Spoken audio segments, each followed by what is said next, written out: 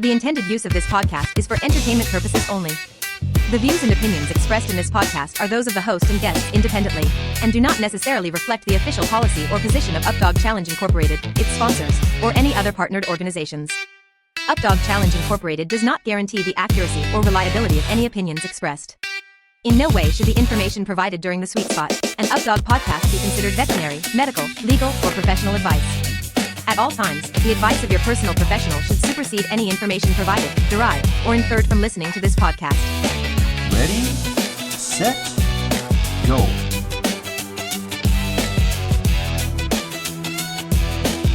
Welcome to the Sweet Spot, an Updog podcast. I'm Andrea Morissette.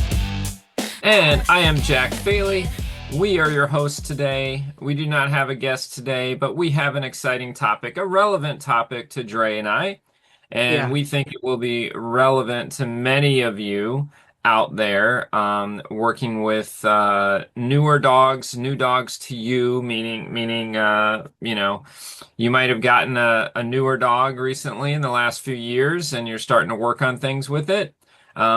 Dre and I both have newer dogs. Dre, why don't you tell them about our newer dogs? What kind of dogs are they?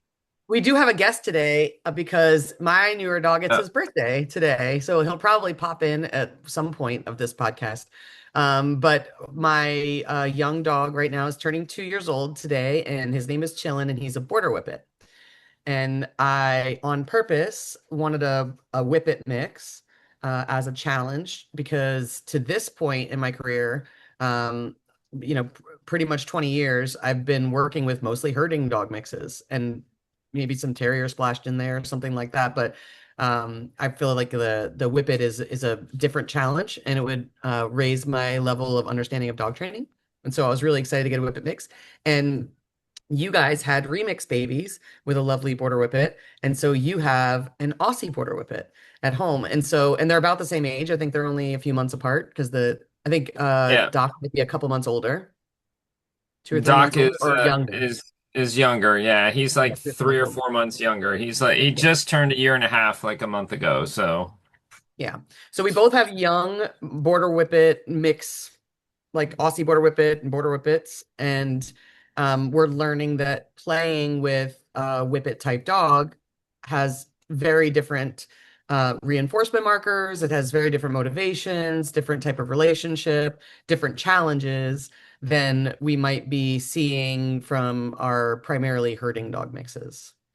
So we wanted to have an episode because I mentioned we were recording our last one that today is Chillin's birthday. We thought it would be a really cool event to be able to talk about what it's like for us and the training, some of the training tools and ideas and challenges that we're having training a different type of dog. yeah, and I think that that's how everybody can kind of relate. Obviously, Dre and I have a similarity here in that we both are working with dogs that have a different breed infused into them, right? The Whippet, and I can tell you the Whippet is strong with Doc, and I can tell it's strong with Chillin as well. Yep. Sometimes, one of those, when you do a cross, sometimes the Border Collie comes out strong or the Aussie comes out strong or whatever, but both Dre and I are dealing with dogs that have a strong Whippet tendency to them. But any of you guys that, and it could even be the same breed of dog.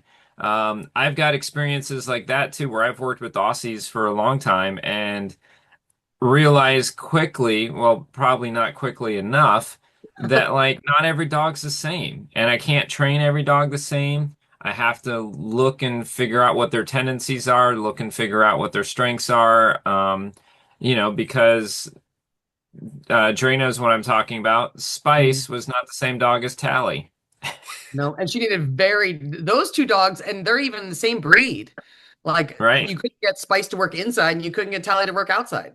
And Spice had way too much, she had a lot of drive. She had enormous drive, and Tally didn't have enough. So just looking at those two dogs inside the same breed, you had completely different challenges.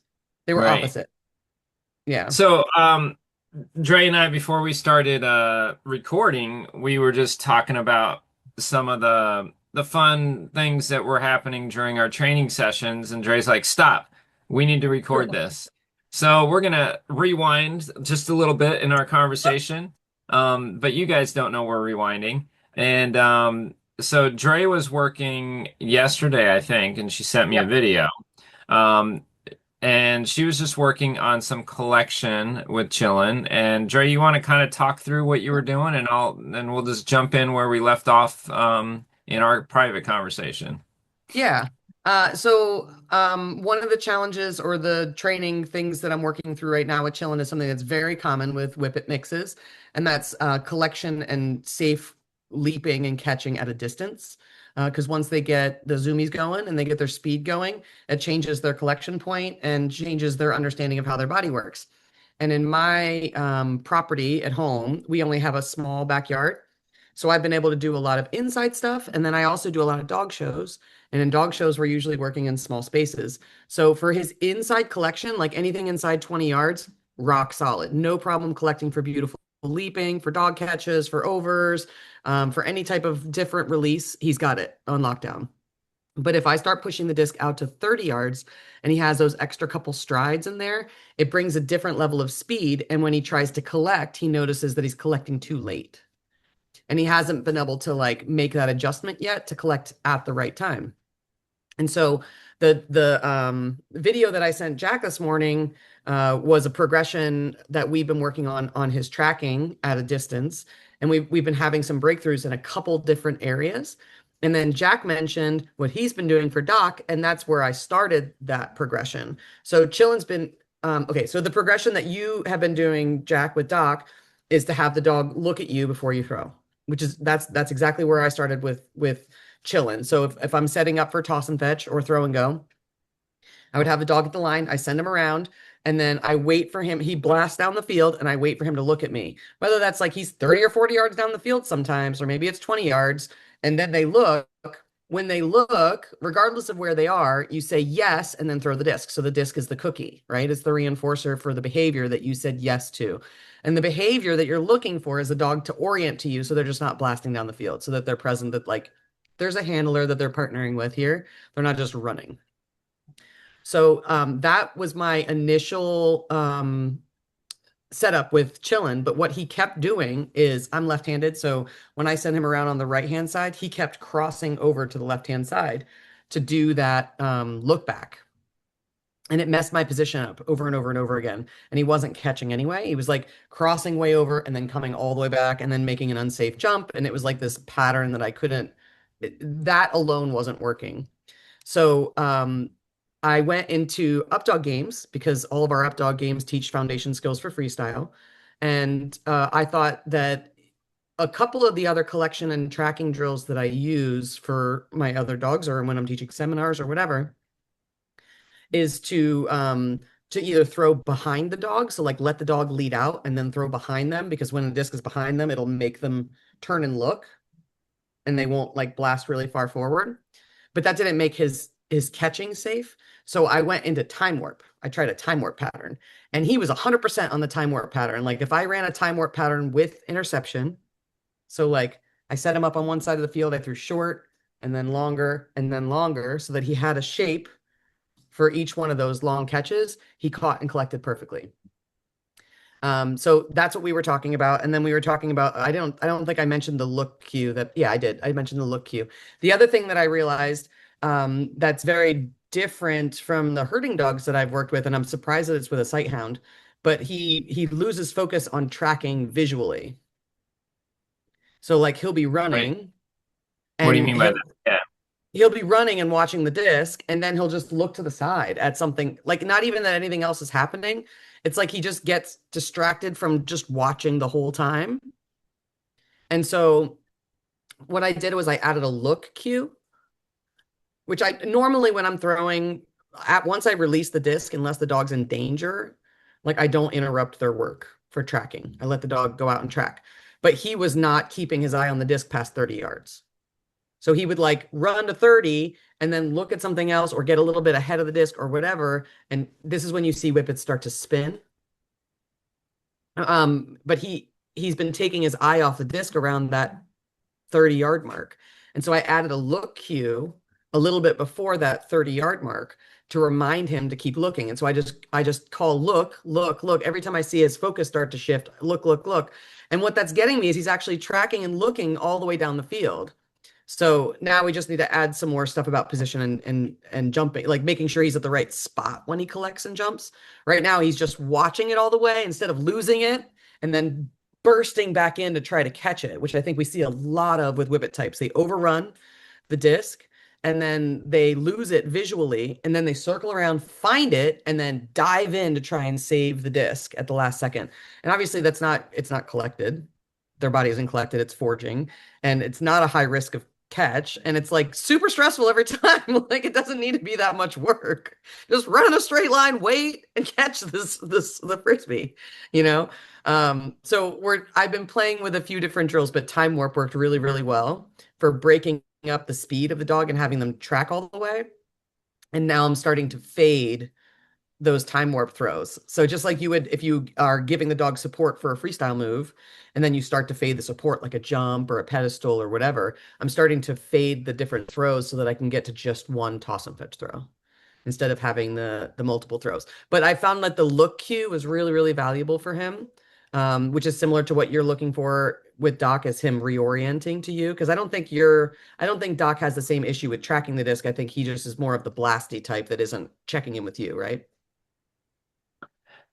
I mean, he does lose it sometimes. I really think the main, and I'm oversimplifying, I'm sure, but the main thing that I see as a problem with most dogs that aren't catching like a toss and fetch style throw is they've already done the thinking. Like all the thinking is done.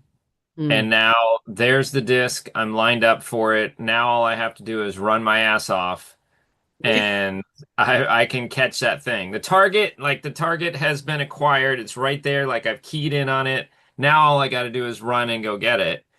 And I just think when they stop thinking, when they stop doing the calculations in their head, and they really are, Dre and I were talking, they really are doing calculus. Like there's two moving parts. There's, angles, all of this stuff, and where is it all going to connect, at that moment of the catch. And when they no longer have to do that because they're lined up, the target's there, and they're like, okay, I did all my calculations. I'm at the right angle. Then they spin. Then they look Yeah. to the left or the right because there's no need for them to be thinking as much. And that's when the miss happens, or that's when the spin happens, or whatever, or the pre-jump. Um, so yeah, so that little eye contact and mark is my first thing that I try to do. The thing I've been working on with Doc is this is probably not something that everybody would want to use, because if you're a far out person, you probably don't want your dog to do this. But like, I don't have a need for Doc to be going full speed downfield for a toss and fetch 40-yard disc. I Right. He'll can't get there way outthrow before. him. Yeah. I Right. can't outthrow him. He does not need to be at full speed. I love or encouraging him to be at full speed when he returns back to me, because I Hmm. do want him to come back super fast and be ready for the next one. But so I've been like sort of like marking him with his pacing to make sure that he doesn't ever get into that full speed mode going down to going out to catch the disc. Like Yeah. I said, if I was a person that was throwing, 100 yards or something, then Need to yes, I be there. probably would Right. want my dog to be at full speed when he's at the 30-yard marker or whatever, headed downfield. But um and then I would have to figure out some other method of continuing to help the dog think and do the calculations as they Right. head downfield. But that's what I've been working on with Doc. And the very first, like, it's a fragile, um Yeah. it's a balance. Like you you Yeah. you you because you do want your dog to go fast, and you're like, ooh, if I could get my dog to go a little bit faster, maybe I could get in Extra five throw. throws or whatever, or maybe I can get in another throw, a shorty or something. But there's a balance where last year, I think I may have told this story on the podcast, but he he ended up qualifying for Skyhounds. Toss and Was it fetch? Skyhounds? Or no, sorry, it was for a qualifier. I'm all messed up. It was for a qualifier. And so I knew the qualifier was coming up. Hmm. So I worked with him a little bit on toss and fetch, and I was rushing my training. You know how Yeah. that goes, right? I was Yep. rushing my training to try and get something In more time. quickly. And within 3 days, I like ruined him into this dog that would just freaking haul ass downfield, not think, and majority of the time make a catch, but maybe not as That's nice. safely as I'd like, and sometimes not. Like we could get 5 catches or we could get 0 catches. Yeah. Like we'd have a round where we'd get 0, we'd have a round where we'd get 5. And but me rushing to try to like get him into the mode of out and back, out and back, out and back. Again, I was getting he was stopping. He was like, "Oh, I understand this game now. Just haul butt down to the 40-yard line, and Blast there's going to myself. be a Yeah. disc somewhere, and Yeah. I may or may not get it because I'm out of my mind." And I kind of ruined him and had to then fix him. And the fixing, by the way, takes longer than the ruining. It does. Sure does. Yeah. Yeah, I haven't done any toss and fetch competitions with Chillin at all because he doesn't Yeah. for that exact reason, and I'm not competing with him at all this year. Like he could do freestyle in shows. I could do a baby dog freestyle. I haven't put a routine together for him, but I have enough little patterns of segments. So I'm not concerned about his freestyle development, but there's literally no reason for me to compete in freestyle without toss and fetch. They're just without being able to, I mean, we can't, Jack and I can't compete in updog freestyle at a world's level because we're founders. So we have to compete in other organizations, and almost every other organization has toss and fetch tied into the value of freestyle as a combined score. So it's really important for our dogs to be able to do both of those skills. Otherwise, we're not competitive in other formats. So Right. Yeah. um, I've had with Moxie, my very first freestyle dog, exceptional freestyle dog, struggled in toss and fetch, and that was our whole career was struggling in toss and fetch. And so I said after that, I'm not doing that again. That I won't compete. Like that's why I don't compete with Freebird. She's a wonderful show dog, and I'll compete in anything that doesn't have toss and fetch, but she doesn't catch toss and fetch well. And she's 8 years old now, and she's maybe just getting a little bit better at it. But I can have her in formats that don't have toss and fetch and still have success and have fun, and she can play shows. But there's no point in me competing in a classic format with a dog that just can't catch any toss and fetch. She could throw down a 38 and a half in freestyle and then get a goose egg. So, but the interesting challenges that I've been having with Chillin were all pretty predictable in regards to overrunning the disc, jumping unsafely. Um, and I think that our methods of having the dog have collection down the field are all good strategies that we're using. The issues that I haven't really addressed yet, the one I'm just starting to do is the look cue, which has really been helpful for him. And then the other one that I have to implement that I haven't, the methods that I've been using so far haven't worked at 30 plus yards. They work at a shorter distance, but at a longer distance, they don't, is him staying on the correct side of the disc for the fade. So like if you send your dog around for toss and fetch as a right-handed player, your dog will be on the left-hand flank. You would throw to the right-hand side of the field, like straight down on the right-hand side. So there's like interception between the two, and your disc is going to fade towards your dog. And if your dog is on the other side, the disc is going to fade away from them. It'd be harder for them to catch. And so as a left-handed player, I want Chillin to stay on the right-hand side of the disc because I'm throwing to the left. And currently, when I send him out, it's very common for Frisbee dogs to cross the plane of the handler because that's the side that most of their throws are on. So I can get him to do that at 20 yards. But once we get out to 30 yards, 40 yards, he's having trouble waiting for the fade of the disc to come back to him. So he over pursues underneath and then comes back on the other side, which gets us the wrong angle of the disc, harder to catch. And because the disc is like this and he's trying to catch over the top of it, we get more of this type of jumping with the flailing and landing on the rear, which we really don't want. We want, nice, safe, collected leaping. So those are some of the challenges that I've been working on, aside from the speed down the field and the tracking, is when he actually gets to the disc, staying in the right position so that the disc comes back to where he actually is versus him continuing to pursue forward and moving out of position and then making it harder to come back and catch. So I've done that drill a lot at a short distance, and at a longer distance for him, it hasn't been effective yet. Just out of curiosity, what type of discs are you using? For everything right now, I'm using extras. Yesterday, for the first time, the end of the video that I showed, I think I might have edited it out, but the end of that video, I faded all the time warp throws, and I threw a couple extras 40 yards, and he did well. And so I switched him to a toss and fetch disc. So I switched to a super swirl, and through that, and it was definitely different for him. Had more stability, so it faded harder, so it was harder for him to track and collect accurately. And I still had to throw it floaty. Like if I threw it fast, he couldn't collect at a run. Right. So Yeah. I had to throw it like a leap throw, high floaty with some hyzer. But again, when he gets to the hyzer part, because it's a more stable disc, he had a lot of trouble staying on the correct side. So he was over pursuing on the other side, and then it would hard hyzer out. So it's still a work in progress. But I thought it was really valuable to kind of pull apart the different elements that we're challenged by, which is like their speed, right? But also their collection at speed and their visual focus is a really big one.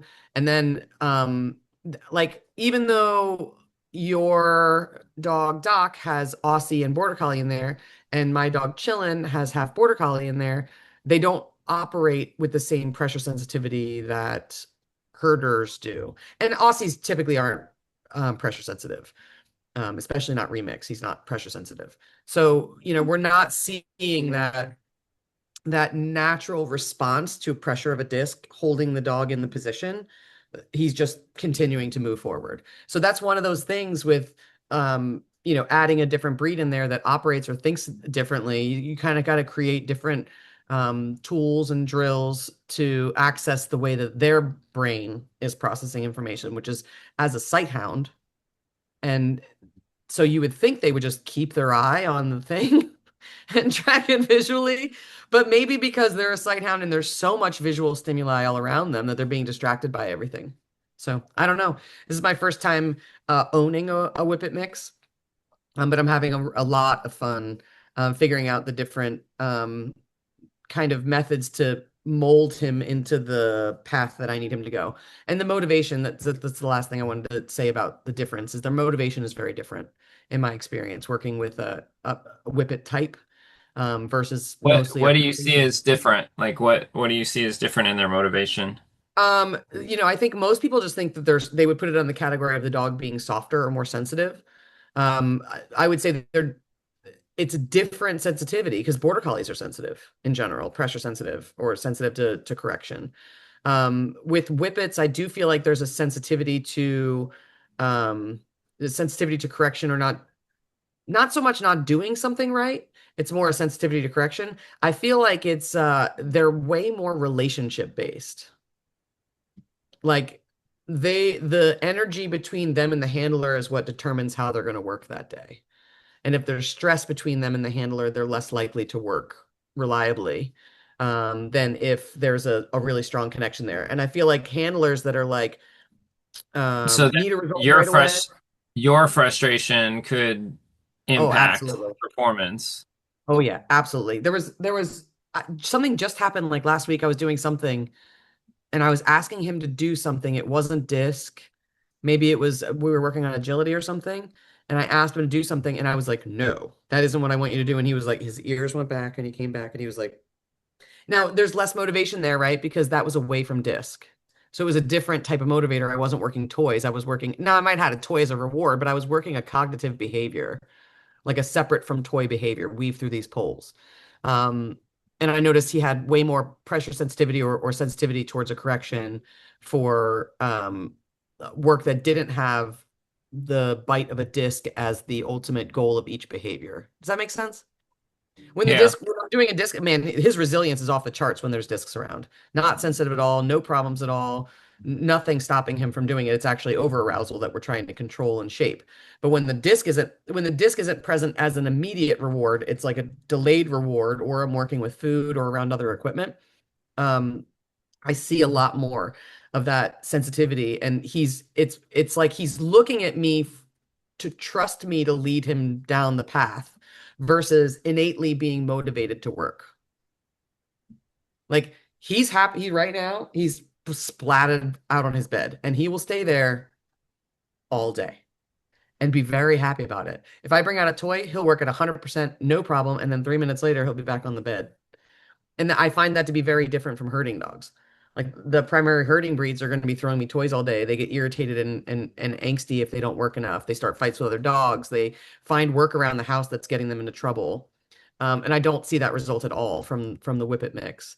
But in exchange, I do get that it's more relationship based in our trust connection of working together. Maybe another way to put this is like when I played with Leap, he was a dance partner for me. The reinforcement and the joy in his playing was playing with me. He would play with other people too, but he wasn't a dog to blast through things. He wanted to connect with me and do the things right. Now, Capiche is a dog that will blast right through me.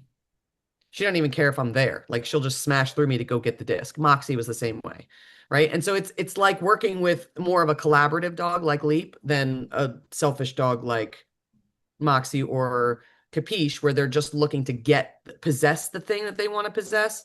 I feel like my experience working with him, obviously he has possession. He wants the disc, but his motivation to work is more to be in relationship with me.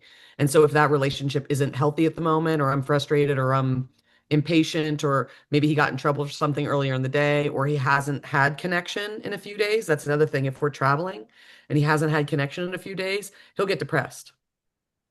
Like he has a love quota. I have to hold him a certain amount during the day and I have to snuggle with him. He has to take naps with me every day. And if I don't let him take naps with me, he gets depressed and it falls off in his performance. And he won't drink as much, he won't eat as much, and then he can't perform as well, and then he gets dehydrated, right? And so there's these fall offs Oh, down the poor line. chillin'. I know, because he doesn't get his snuggles. And so that's been, I understand to look at different reinforcers, food, affection, and toys. And for him, the affection pillar is really high. And it's really important to him that connection is there in order for him to work. But he has more than enough drive to work. Like I think he would just go out and work for anyone. I just don't think that the same resilience would be there if the relationship wasn't there. And I think that's where people that are doing dog shows or performing with their whippets or competing at a high level or whatever, when you get to a stressful situation, you need a dog to push through it. I feel like sometimes with handlers, if like 10 years ago or 5 years ago, when I had a lot of cattle dog types and I was doing a lot of shows, I needed my dogs to perform and push through no matter what the scenario and the environment was. And it would take a special kind of relationship to do that with chillin', I think. Yeah. Um, I want to just take a step back about 5 minutes with something we were talking about, just to Yeah. like explain, I guess, a little bit more. I was asking Dre about what discs she was using, Mm. and I just want you guys to know, if you've never used lightweight discs, Oh, yeah. great training tool. Even if you think I'm never going to be using lightweight discs out on the field, because I really like my Super Swirls or whatever, or I really like my Jaws disc, so I'm not going to use light plastic. Light plastic flies different. It flies slower. Mhm. The More glide. hyzer or the anhyzer and the S curve and all that is accentuated in a lightweight disc. It's also easier for the dog to see it. And so it's great for training things like we're talking about. So just I wanted to throw that back out there as to like Yeah. why Dre's using extras and why I've been using airs and super arrows sometimes with Doc as a training tool. Yep. So don't sleep on the lightweight discs. They are great for that. They're also great for us with training. If They we're teach you how to throw. learning, learning a new throw, you can see the effects of your throw a lot easier than you can in a heavy disc. Yep. But anyways, hashtag Yeah. Team Hero. That's an excellent point. I say pretty often that heavy discs mask poor form. Hmm. And if you learn throwing heavy discs, then when you switch to plastic, lighter plastic, you will not be able to throw them the way that you're confident throwing them. Also, while it's my favorite disc to play distance and it's my favorite disc to play freestyle for small dogs, that is heavy, the supersonic is probably one you'd want to avoid when you're first learning, especially with whippet types. And I feel like people go to that because the disc is fast, but it exacerbates the issue. So if you have an issue where you're throwing supersonics and you're playing throw and go and up dog games and your dog is blasting through the discs, please try switching to a larger flight plate light plastic like an extra or an air. The larger flight plate will have the dog slow down more because it'll glide longer because it has more surface area on the wind. And the supersonic is just a super fast disc that doesn't have a lot of glide. So it Yeah. takes a lot of skill to throw the supersonic well. And when you're first learning to throw, you're throwing with too much arm generally because our wrists aren't developed to snap yet. And so you'll end up arm throwing a supersonic, and that's going to make more forward forging happen for the dogs running and less collection. So they'll be running through Well, stuff more. and I think sometimes, myself included, as a younger player, you try to fix things that you see happening in your dog by you throwing differently rather Mhm. than helping the dog to understand How to how to move. line themselves up well, how to Mhm. collect nicely. We just feel like, well, if I just get that disc out in front Mhm. of the dog and I've seen conversations about this a lot where like, oh, well, you just need to get the disc out in front of the dog and you need to Yep. get it low to the ground so that they don't Yep. have to jump and all this, and then Yep. you'll get that catch. And it's like, well, that's a true statement, but you're Mhm. not teaching your dog anything by doing that. That's And a you're really putting a hard lot throw to make. Right, you're putting a lot of pressure on yourself to have that perfect throw every time. Yep. And then when you don't have a perfect throw or it's windy that day or whatever, Yep. dog's not going to catch, or your dog's going to make an unsafe catch because you've never taught them to think and actually, be Yep. thoughtful as they're running downfield and make a good catch. So yeah, so try not to take the shortcut there. Do like Dre's doing, do like I'm doing, put in the work, try to, and it's great to do it when they're young, but I mean, even if you didn't do it and you've got a 5-year-old dog and you're having some of these issues, it's okay to go backwards and Mhm. like, stop and do some of this shorter, thoughtful work with lighter discs, um, work on that interception, like all of these things that we're talking about. It's not too late to do that with an older dog either. It does take a little bit of time. At first, your dog's gonna be like, "Why are you throwing all these crappy discs? Like, Yeah. what's going on? Why don't you just whip it out there in front of me like you've been Yeah. doing?" But in the long run, you're gonna have a better catching dog. You're gonna have a safer leaping and landing dog. And when you aren't perfect in your throws, you're still gonna get a catch. And I learned that lesson the hard way with do you remember the border collie Emma that I had for a Yeah. while? Yeah. Super awesome toss and fetch dog, super fast border collie, great catcher. But she would run out looking to her right every time. She'd just run out like this because um I He was a I lefty. she loved doing that. I was a pretty good thrower. I could basically throw it to the 40 yards and that at that time that disc would be hyzering right into her mouth. And so I patterned her, she patterned. I run 40 yards, I look up to my right, the disc should be floating into my mouth. I open my mouth Yeah. slightly and I Yeah. get the disc and I run back to Jack and we do it again. This is an amazing fun game. I love it. And How many world championships did you get with that dog doing that method? Well, I can tell you, she went to one world championship because she was only with us for a little while because her Her real mom was owner sick. was Yeah. going through some cancer treatment stuff. Mhm. But which I'm gonna say that's my excuse as to why You didn't fix it. I didn't fix it the right way. But I should have anyway, because she was with me long enough. I should have tried to fix it. But we went to the world finals, and honestly, Dre, I thought I was like confident with that dog. Yeah. I'm like, we're gonna freaking kill it. We are gonna kill this. Like she's an easy five catch dog. Even I could even get five in a little shorty if everything went well. And she catches everything. Yeah. But my nerves at Worlds is what messed things up. I didn't throw it perfect. It didn't go to the 40-yard line and fade nicely into her mouth. It was I had a little nerves, so there Mm. was a little Look imperfection forward. in my Yep. wrist throw, and instead of it being a little bit to her right, it was flying directly over her head a little bit to her left. And she It wasn't was even right seeing it. there. It Did she was just stop right every there. single one? And she's like this. She's looking up like And this, it's just and falling right on the. it lands right there. And I'm like, "What are you doing? It's right there." Meanwhile, it was my fault. I did Yeah. it. I didn't teach her to like, be thoughtful as she's running downfield. I didn't teach her those things and Yep. literally it landed. She looked around, didn't even know where it was for a second. And you know how it is. Like, if you're trying to get five throws, every second counts. Uh-huh. Took her probably 5 seconds to locate the disc.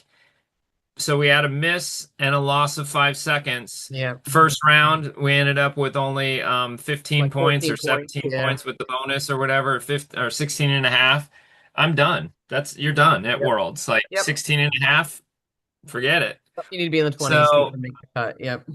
yeah, so like it was just a hard lesson learned, but anyways, I was uh actually having that conversation this morning because when we started in disc, when you started maybe 5 years before me ish. Next year, 2027 will be 20 years for me. So I think, but you had Tally and you already a, had the club already. So you a were, few years, yeah, a few yeah, years, yeah. yeah. But when we started 20 some years ago, it wasn't much dog training. Like there wasn't much dog training being talked about. For freestyle, obviously, there was training of the moves, but we weren't talking about collection and interception at speed. There wasn't a conversation about that available that I found. And I was doing a lot of seminars, like learning a lot. I was traveling around doing a lot of seminars. And Moxie didn't catch well. And so this was just a persistent issue we were stuck with for our career. Like there wasn't a solution. There wasn't like drills that anybody was talking about that helped that process. I just knew if I threw 40 yards and it was in there and it was catchable, then I would expect my dog to go and catch it. So I think now there's just a lot more conversation available about thoughtful pattern creation and understanding of the game for the dog that didn't really exist before. Like we want them to understand the pattern that they're running so they can choose independently to make that right choice at 35, 40 yards. Because we can't necessarily control the choice that they're making when they're in drive pursuing something that they have that much value for. They make all kinds of weird choices at 30 to 40 yards, right? Overrunning, pre-jumping, jumping late, smashing through a Yeah. disc. Um, Well, whatever the thing is. And so I think it's valuable to kind of start to have the conversation from a dog training perspective about like, what shapes the behavior of the dog to understand exactly what we need them to do in order to catch the disc. and to uh pump our chest to get, I guess, a little bit as Updog. Um, there weren't as many games out there that Yep. made your dog think. Hmm. Like that laid out a scenario that they need to be thinking. You Yep. like crossover games. I mean, that's all about that. My gosh, like you're 7 up. Your dog's got to be Yeah. like you got to be a team connected. Like your Yep. dog's taking cues off you right and left. Like it was toss and fetch And and it freestyle. was freestyle, and that was that. Yep. And your freestyle game, well, I'll only speak for myself. My freestyle game could have benefited from a much better connection with my dog based on thoughtful play leading up and thoughtful practice and stuff like that Yep. leading up to it instead of just learning how to do the trick. Yep. And so yeah, I think that our games, which they were purposely designed for that, many of Yep. them, but I think that our games help to build that relationship and help to build that thoughtful movement Yep. and just a thinking dog on the field. Yep. Yeah. So like I said in the beginning, time warp is what I've been leaning on for him to understand a pattern of tracking consistently down the field at speed. And then the idea that I had was just to fade the throws one by one until the only thing I have left is the long throw at the end. And if I create that pattern enough and there's enough reinforcement history, he should run that same pattern over and over and over again, even though the discs that I put in place down the field are faded. He still should run the same pattern. So that's kind of what we've been working on. But I mean that same thing works for teaching a dog to drop at a distance using four-way play. Any or greedy is a more complex version of that, right? But just going back and forth on four-way play between two different zones, you can work on having a dog learn to drop at a distance, which is, not a skill that you would need for toss and fetch, but it is for gameplay and for freestyle. So I really, back to that conversation of all of our games have value to teach some sort of skill that's required for high level freestyle and for games like throw and go. But I really found the time warp one very valuable and throw and go would even work the same exact way because you don't have to just throw 40 yards, right? You can throw to the sweet spot down and create these. Now, if you're creating interception, you're probably not going to get all of them in the bonus because you're going to be moving across the field. But again, the objective is not necessarily to expect the dog to perform at a world championship level when they're learning the pattern. It's to give you a game to play that's reinforcement for the human and for the dog that will teach that pattern as you progress through. So maybe for now, if you use time warp or throw and go as a progression game to get the dog to be able to catch at 30 yards or somewhere past the sweet spot, you may not be in the bonus zone every single time, but or for time warp, your fourth throw is going to be a challenge because the dog's already going to be in that sweet spot box and it's hard to create interception from that sweet spot box. But you don't have to throw the fourth one. You don't have to do your sweet spot that way. You can just work on the three. So you want to keep in mind that you want to use the games for progressions to teach the skills. But there are also advanced skills in each of those games that might not be beneficial for the dog to be practicing while you're working on the basic.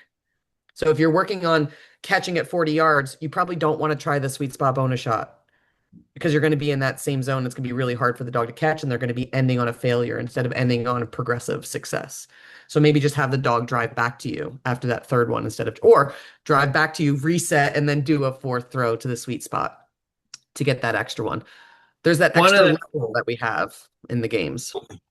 One of the things I want to throw out there too, I have to catch myself from doing this even now. And as a younger handler, I guess I would say a more inexperienced handler, because it doesn't matter how old I How was old you are, right? at the time. Yeah. But if you're working on something, work on that. Don't work on like nine things at a time. Mhm. And meaning when you go out to the field to practice, like, and you have a plan, you have an idea of what you're going to use to help your dog in that situation. Like Dre went out to the field wanting to work on collection. She went out to the field with an idea. I'm going to use this and this to help my dog with collection. And then she had certain things picked out that she was going to mark her dog. If my dog does this, I'm going to mark my dog here. And like a lot of times, especially at seminars and things, I'll see people, they will be marking like 19 different things. Yeah.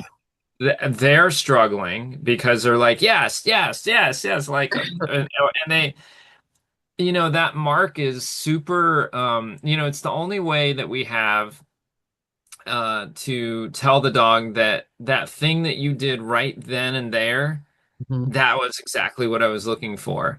That's awesome. Great job. Here's your disc or here's your tug or whatever. And like as a teacher in the classroom, that was super important to me when I was teaching young human students um, to give precise, specific Clear feedback. feedback. If I just said to them, "Hey, great job on that math homework last night," I don't know. Did I just is it just because I completed it? Is it because my Right. penmanship was great? Is it because I did the bonus extra two questions that you challenged us with? Or did I use a strategy that you really liked and thought could help me in the future? If it was that, I needed to tell the kid that. Like, hey, I noticed that you use this particular strategy. That's also going to come into play, and you're going to be able to use that in our next couple lessons. I want you to share that with the group or whatever. They know exactly what they did right then, Yep. and they know exactly what to do to get more kudos from me, right? And Yep. that's what we need to do with our dogs. And so when you're marking your dog, again, if you're working on something specific, mark that something specific that you're looking for and try to be as on time with that mark as possible, because that specificity lets your dog know, oh, it Yeah. was when I slowed down to rock back to about to go and make the leap that Dre really likes. That's what got me the throw, or that's what got me the tug, because I slowed down. If we're marking everything and it's sloppy marking, our dog just doesn't, they're not quite sure What what they're they're getting doing marked. right. Yep. Yeah. So anyway, I just wanted to throw that out there because I see that a lot, and you don't have to mark everything. You don't always have to mark the catch. You Yeah. can, when you're out there sometimes, but you don't always have to do it. Make your job a little bit easier as a handler, and minimize what you're trying to mark. Yep. Yeah. So like on the video that I sent Jack this morning, I was marking his collection. And if he didn't catch, I didn't say anything. Because catching has been a big issue for us. On the couple that he did catch, we had a big party at the end and he got a reward throw. So I gave two different reinforcers there, the verbal reinforcer at a distance, letting him know this is exactly the exercise I want you to do. And when it worked at the end, we had a big party if it worked. And there was only 2 times that worked.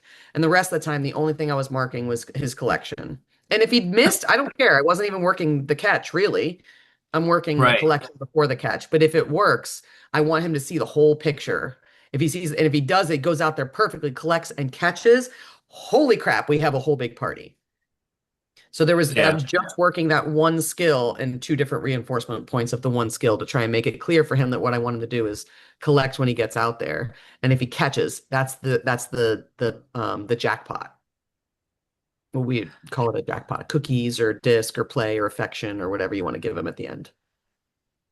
All right, guys. Well, I know that we talked a lot about, like, we kind of related it to some toss and fetch, but it's really bigger than toss and fetch. We're just kind of using that as an example of something that we're working on right now, because both of our dogs are kind of struggling with that collection at a distance.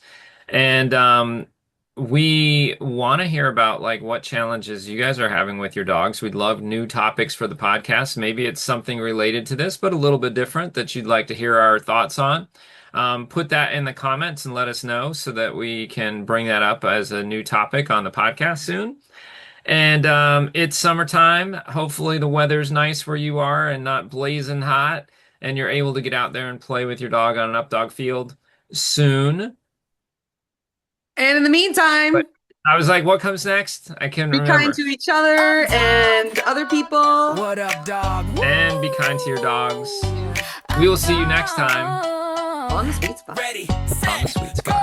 Yo, you heard the buzz, heard the word on the street. Up dog challenge, it can't be beat. It ain't just fetch, it's a very special game for the dogs and the people. We all shout its name, whether it's a roller or in the air. My canine companion doesn't really care. We're in the up dog zone now. Got that laser focus, making every throw an epic high flying bonus. What's up, dog? We're on the field, sun in the sky, with my best friend soaring, teaching that just to fly. It's the up dog jingle, so come get in the mix for the ultimate teamwork and all the best tricks. From throw and go to freestyle, we're bringing the heat. We're fun, helpful, and a friendly team that can't be beat. So if you love your pup and you love to see the disc really spin, come on down to Up Dog, where the good times begin.